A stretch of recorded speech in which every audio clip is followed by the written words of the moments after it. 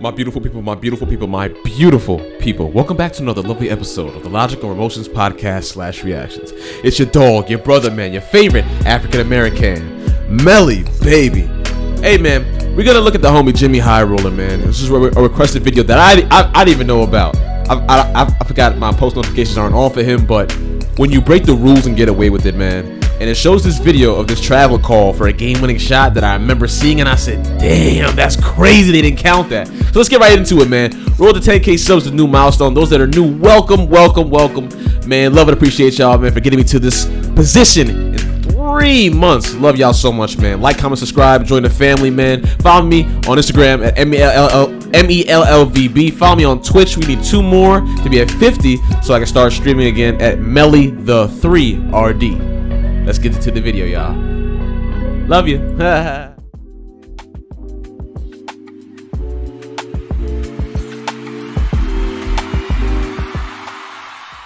Shout out to JXMYHIGHROLLER, man.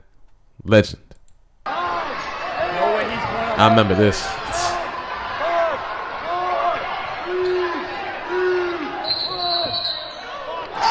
And the thing about that is, though, one more time, man.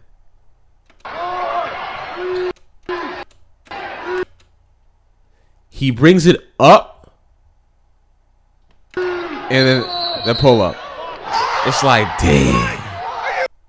Well, that sucks. Game is all tied up with seconds left on the clock. This kid pulls off every hooper's dream of knocking down a game-winning three-pointer at the buzzer, just to have it called off by the ref. And most basketball fans who saw this video agreed that this move was in fact a travel. As tragic as this call was, it was the correct one. But if this is a travel, then so is this, and this, and this, and this, and all of these. NBA players don't have to follow the rules. I mean, they used to, but they don't anymore. I'm sorry, if you dribble the ball and step back, that's not a travel. Because according to them, they don't have to. Today's video is sponsored by DraftKings Sportsbook. Basketball season is set to tip off this week. The NBA and all of its glory is. Shout out to you, Jimmy. Go get your money, my brother. Go get your money. The greatest shots in NBA history. Oh my God, this shot right here. This was a great. Oh, such a great game. Oh my God. A 20-foot such a good game beater over Joel Embiid to win Game 7 in the second round of the playoffs. This shot has been cemented as a career-defining moment for Kawhi and the catalyst to one of the most legendary title runs in recent NBA history. That's such a hard shot. But it never should have happened. See, run the tape back. Oh, I think I know what he's gonna say. About here, 1, 2, 3 steps without ever dribbling the ball. Kawhi Leonard traveled on this play. This should have been a turnover with 4 seconds left on the clock. How did the and before Jimmy even gets into it, y'all, this is again what I talked about. It's funny, I talked about this on the Warriors versus Heat video. Y'all should check that out. I think I did a very good job. And it was funny. The comments that I read from all kinds of different YouTubers was Jordan Poole. He does this a lot. Golden State, they're notorious for moving screens to stand in the third. As if everyone doesn't do moving screens. As if a lot of people in the NBA don't carry the ball and double dribble all the time. But it's because we don't like these players. We just pinpoint the blame on them so much, bro. And it's ridiculous to me. It's ridiculous because everybody does it. It's not right, but everybody does it. I hate when people just blame one individual or one team for that. I'm just like, bro, now you're just being silly. Now you're just being a hater. Like, come on now.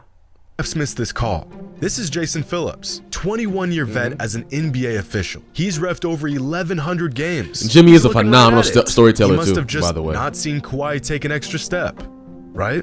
Or maybe he just didn't want to be the guy to call a travel on a mega superstar in a Game 7 of the playoffs. Either way, the call was missed and the Raptors now have a championship banner hanging in their rafters. Yes, they do. But this isn't the first, nor the last time a player has gotten away with breaking the rules in a crucial moment. Also, the Raptors, too, have a nice future, too. Don't sleep on the Raptors, y'all. Don't sleep. Offenders, violent criminals, released we don't want none of them. We don't want to hear nothing about those weirdos. But yeah, man. Man, the Raptors, man. Oh, when they won against Golden State, I was pissed off, and then again, I was just like, height for them at the same time. That was their first draft. Come on, bro. You cannot be happy. Come on, bro. Jagger in the 2019 playoffs against the Rockets was a carry. You can see it right here. Yeah, I remember this. Yep. Does a hop step while carrying the ball. Hands under the ball, yeah. Crosses over. This should have been a turnover. Or what about Devin Booker's game-winning shot in the 2020 playoffs against the Clippers? One of the highlights of his career. Well, that shot came off of a travel. Just look for yourself. 1, 2, 3 steps. Picks up his pivot foot. 4. Go back and look at some of the best displays of footwork and handles over the last half-decade, and you'd be blown away by just how many moves NBA players... Yo, Ja carries the ball. So I love Ja Morant. Oh my God. I love Ja Morant. I love his confidence. I love his game. I love everything about him, bro.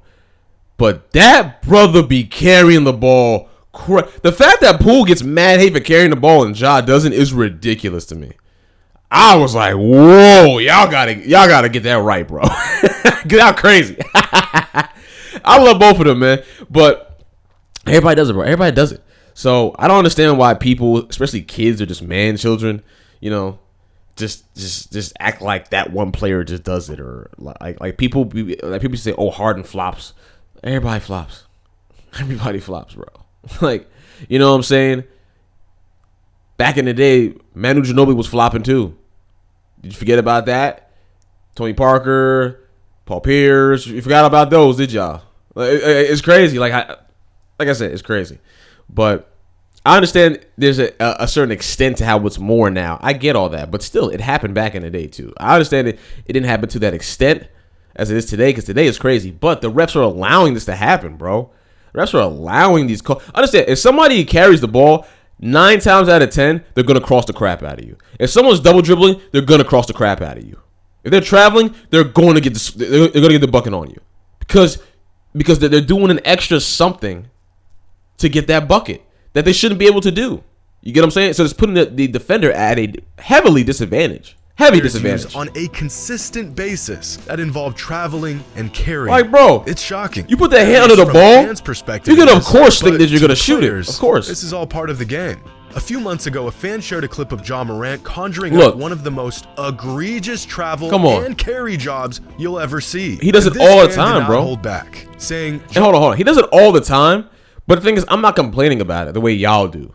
Because a lot of y'all really, like, hate some of these players, bro. Because they be busting y'all team's ass. And it's like, it's okay, bro.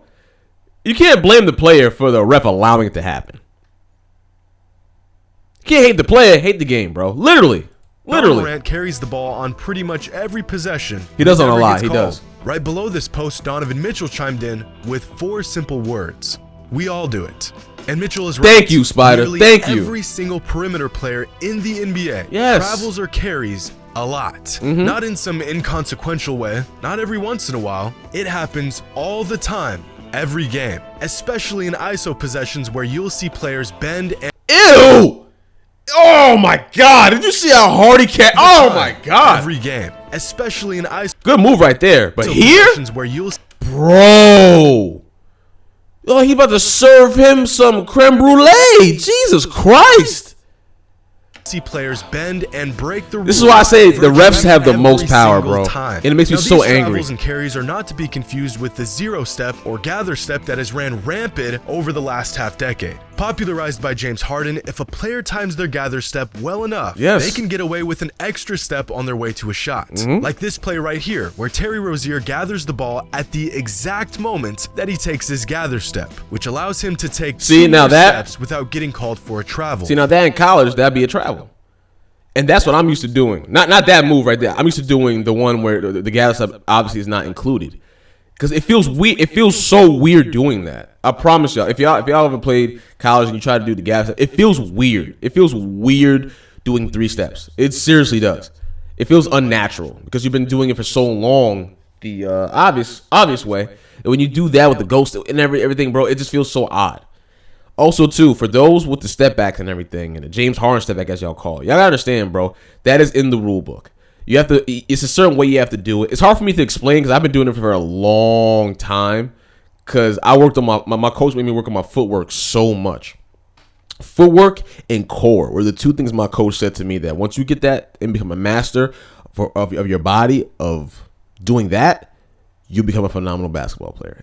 And I am. Now, I'm 30 years old, and I'm competing against overseas players. I'm competing with pro players and D1 players, and it's great, obviously, but it's just the fact of the matter is footwork and core, the two most important things. This also applies to most to me. jumpers. Gather, 0 step, 1, 2. We aren't talking about these moves. We're talking about moves like this. Ja Morant dribbles, takes 1 step, 2 steps, 3 steps. Oh my God, I remember this. And then takes a 4th step before dribbling again and finishing at the rim. Ja. This move right here, this is an outlier, but it's not. Moves like this happen virtually every other all the time, in the NBA. Take this play by Jordan Poole. He's coming off. There you go. See, 1 step, 2 carry, steps, 3 steps, 4 steps before he dribbles again. But wait. Now let me play that back because Jimmy's setting a great example. When you're doing this, what you can do is you let the ball float into the air. That's what you're supposed to do. Let it float into the air a little bit. 4 steps. And have it go into the momentum of where you're going. That's how you legally can get away with that. But when that thing is spinning in your hand as you are walking your ass to the country mile road, that is ridiculous. And that is unacceptable. I'm a Golden State Warriors fan. And I say it. I'm like, yo, Poole, you can't be doing that, bro. Because bad habits always come, bro. They always come into fruition. They always come into the wrong moments, bro. That's why I have a problem with when he carries the ball a lot. I do, because it happens. Like yesterday's game against the Heat. They called it. Even though I am glad they called it, I wish they would be more consistent to the whole NBA about it. Because then that'll make everybody play as they should. That would give the defenders now a better opportunity. Because you're not rewarding the defenders, bro. You're not. You can't do this and then say, oh, he busted his ass. No, he cheated. He damn near cheated.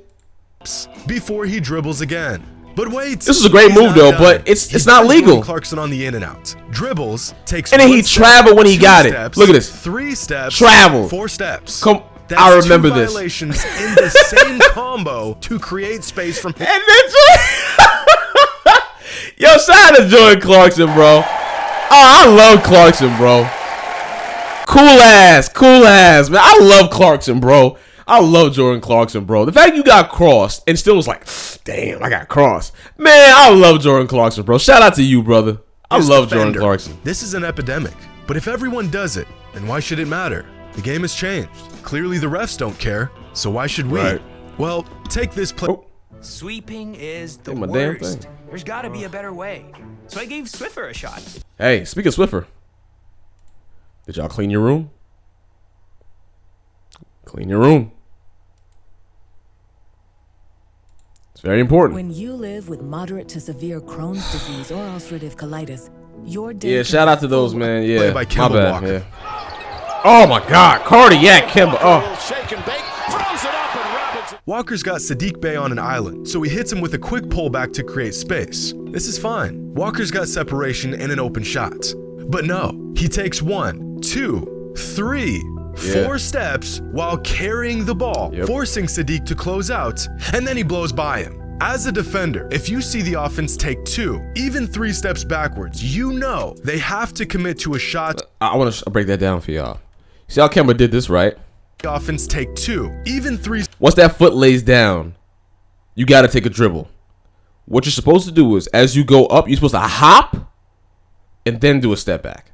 That's what you're supposed to do. Kemba did that. Steps was on his toes. You know, they did have to an extra to a shot or a pass. They have nowhere left to go. That's They've it. used all of their steps. But when the offense can just suspend the ball indefinitely and just take another step to blow right past you, how exactly do are you you defend supposed that? to defend this? Exactly. It's the same general concept being used on most of these moves. Whether the player is using a 0 step, a pocket dribble, a hesitation, most of the time, these moves are breaking some sort of rule. And when the defense sees a player hold the ball like this, they know they can close out strong because... Oh my God! RJ! They know the offense either has to shoot the ball or pass the ball. Yeah, or so they jump at it. Yep. Before moves like this became perfectly legal in the NBA. And there lies the problem with players being allowed to use these moves. Oh my God, that move was so good too, bro. Back in the late 90s and early 2000s, the league made an example out of Allen Iverson by having officials go out of their way to call carrying violations on him. Moves that by today's standards would be considered fairly simple and textbook were constantly being called as travels and carries. Just look at this call right here. And now they call holding the ball. But see, like that right there, that's bullying. At that point, that's bullying. Because if I remember correctly, there was a lot of times that he did not carry the ball. Let's say this. He didn't carry the ball. He did not carry the ball more than he did not carry the ball. I'll say it like that. That was a Steve jab. You don't shake your head while you're dribbling the ball to half court when you think he should have got a foul. But that was a carry. He does that every time down the floor. He does that every time he puts it on the floor. Yeah. And see, and then the ones talking, they're a bunch of haters. Because he doesn't do that every time he goes down on the floor. You're a bunch of haters for saying something like that. Like, what? Stop, bro. Stop. You see it? Because I guarantee you, these are the same kind of commentators or same kind of people that if their team did it, that's a great move, Jeff. That's a great move, Tom. I guarantee you. And I hate people like that are so unfair and so biased. Like, bro, shut up. Come on, man. It's one of the best ball handlers of all time. I understand that he did carry, yes, but I does not sit there and say that he's not one of the greatest ball handlers of all time because he carries. No, it's not. Nah, bro. Come on now. I hate people that do that, man. It's so insignificant that it's hard to even notice. But this move right here. But yeah, that's a lot. That's a lot. Back in 2001. That's a lot. Here's another clip from the late 90s. And just listen to how the commentators talk about Allen Iverson's game. Look at that. Down the lane, put it off. Hendrickson with the rebound. Hey, yo, I forgot how high he could get up there. Yo! Down. Oh my God! Oh! Lane, put it off. Hendrickson with the rebound, puts that one in. Let's see if you can see this, John. Let's watch Allen Iverson with the ball handling and see if you think this is close to a carry. It's not a carry. Not a carry. Not a carry. I mean, that. Not a carry. Oh, I might be. Yeah! That looks clean. You can't make that move with that carry. Yeah. Again, by today's standards, what Iverson is doing here isn't even worth noting. In fact, in 2022, this is fundamental basketball. But 25 years ago, this type of ball handling was considered borderline street ball. These guys would have had a stroke if they saw what players today got away with. Yo, Jimmy's mad funny, bro. But see, that's what I'm saying. So if you're going to allow people to be, this is how I feel. If you're going to let players get away with doing this on the offensive side, allow hand checking to some degree come back. Can we all agree on that? Banks community, Banks family. Can we all agree on that? Can we all agree? Man, I'm shining like a diamond. Jesus Christ. Can we all agree that if we're going to allow these consistent calls on offense to not be called, we have to allow more hand checking to be involved? To me, that only seems fair. Let me know in the comments down below. You can bend the rules and even outright break the rules to manipulate the defense and score buckets. Yeah, I remember that. The game all these moves. Changes. 20 years ago, there were only 8 players in the entire league that averaged over 23 points per game. Shout out to Dirk. That brother was nasty, were all-time great players, and only 5 of them were perimeter players. Fast forward to 2021, and a whopping 22 players averaged at least 23 points per game league-wide, and 16 of them were perimeter players. Part of this is due to players simply being more skilled than their predecessors. Yeah, Bradley Beal had a great scoring year too. Just as big of a factor is the fact that perimeter players get a lot more leeway with the rules these days than they used to. It's not like Tracy McGrady or Gilbert Arenas or Paul Pierce didn't have the handle to pull off these moves. It's that they simply weren't allowed to do these moves. Listen to how commentators believed this was a travel back in the late 80s. Darwin Cook on Jordan, no chance. Oh my! The ball went out first, didn't it? There. See his left foot, I thought, moved. No. Imagine what some past all-time greats could have done if they were allowed to get away with what players didn't get away with. Here's a clip of Kobe putting on a footwork clinic without bending the rules. Yep. The fact that Kobe... Listen, Kobe's footwork. Can I get... Hold on, round of applause for Kobe. The two people my coaches made me always emulate when it comes to footwork were Kobe, three. Kobe, Carmelo Anthony, and Hakeem Olajuwon. Those are the three players my coach said, learn their footwork. Learn their footwork. Shout out to my coach, man, from Yonkers. He said, I want you to be able to dance around the basketball court like a ballerina. That's what he said to me. I thought that was the weirdest thing ever. But I see him all the time, and I tell him all the time, I said, people beg me to train them because of how my footwork is. They beg me to train them for how my shooting is and my ball handling because of you. Because of my coach, man. So can you give a round of applause to Coach Man, who's coaching all the little kids and all the OGs and even overseas players in the hood, man. Can we give a shout out to Coach Man, please? Coach Man. That's the coach that saved my life, man.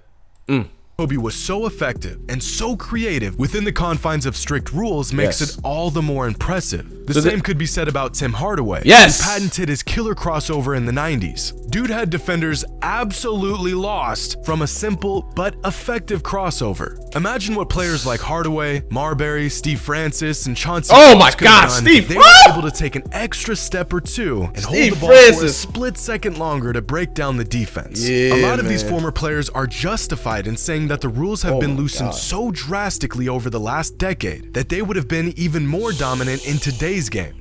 So if the players know they break the rules, why don't the officials seem to care? And why does the NBA allow this to go on? Talk about it. Well, for one simple reason. Talk about it. It's exciting. Is there anything better than a crossover that sends a player flying 10 feet in the wrong direction? What's more exciting than a well-executed hezzy that makes a defender look absolutely foolish?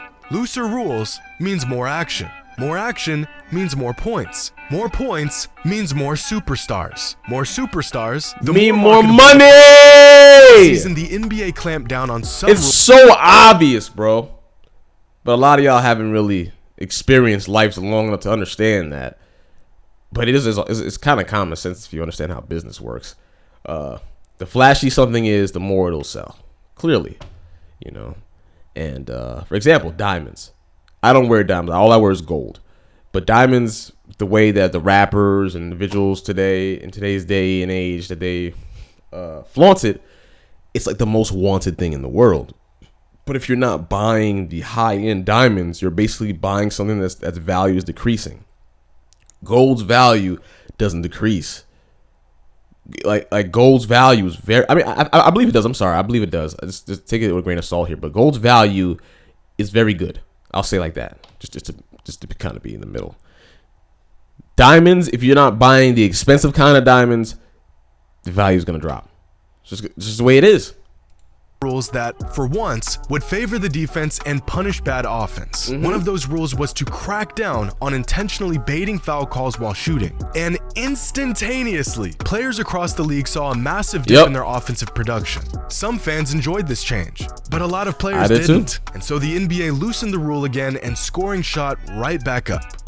Looser rules makes good players look like great players. It makes slightly marketable talent into extremely marketable talent. See, and number 31 is a dog. Can never pull off this move without being called for every violation in the rulebook. But we're not in the NBA. And don't get me wrong, not every highlight move you see in the NBA is a violation of some rule. That was from Jordan Poole right here. There's a lot going on, and not once does he travel. Not at all. Here's some more witchcraft by Kyrie Irving, where he shreds an entire defense and does it completely clean.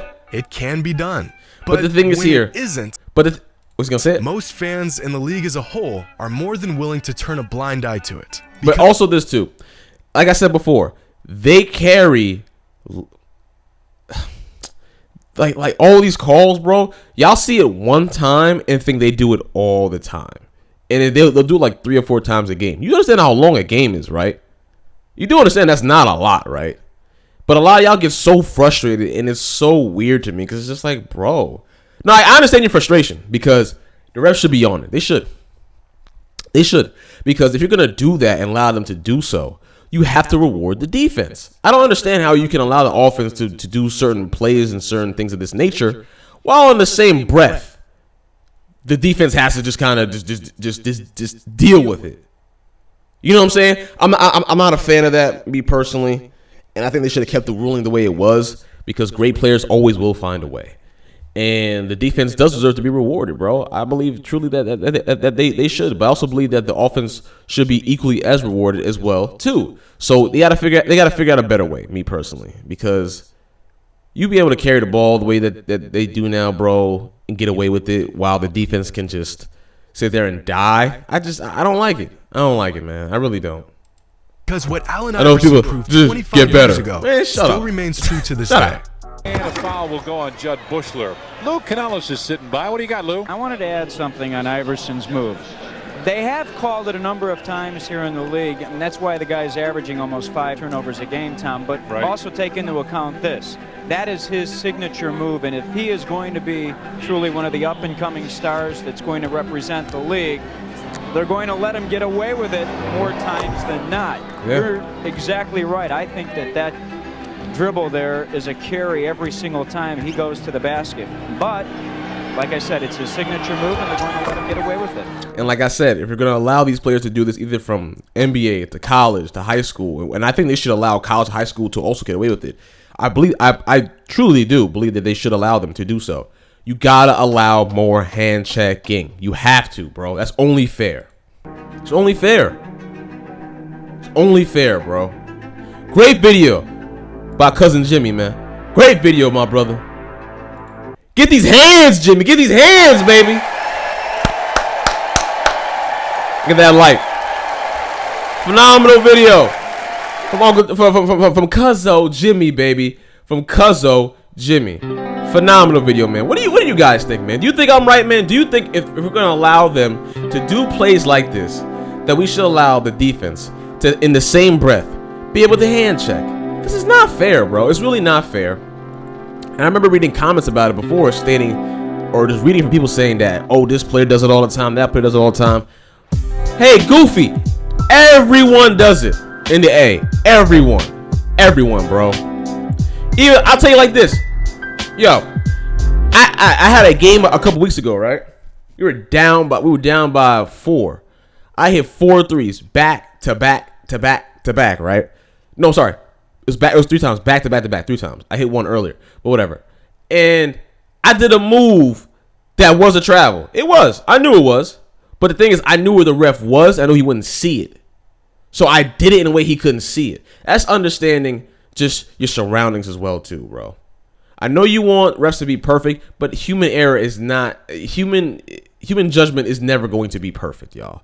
And a lot of you that are saying things like that too have never even touched the basketball. I understand that as well too, that concept as well too. A lot of you don't understand how hard it's for a referee to really ref these games. So a lot of you do have to cut the refs some slack as well too. We got to be fair. Refs aren't the best and they need to be held accountable more. But at the same time, we got to relax and try to put ourselves in their shoes, bro. That's all I'm saying, man. But they do deserve to be held accountable, because there are places when you could tell that they messed up and they get butthurt about it and they get somebody a tech or something. And it's just like, you were wrong, dog. It's okay. You know? But hey, man, great video by Cousin Jimmy, man, per usual, man. We're going to react to the other one pretty soon. I got to do some more work before I do, though. Love y'all so much, man. Those that stopped by, thank you for stopping by, man. Love and appreciate y'all, man. Peace and love per usual, man.